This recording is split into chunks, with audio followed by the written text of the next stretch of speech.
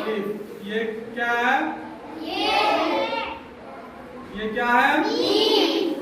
ये क्या है? क्या है? अलिफ। ये क्या है? अब ये क्या है? अब क्या होगा ये? क्या होगा? ईमान। कैसे जाने आप ईमान होगा? क्योंकि ये अलिफ ये के साथ मिलेगा तो अलिफ ये से ई और मीम अलिफ जबर क्या हो गया? ईमा। इसमें क्या हुआ? नून साकिन या नून जज़म।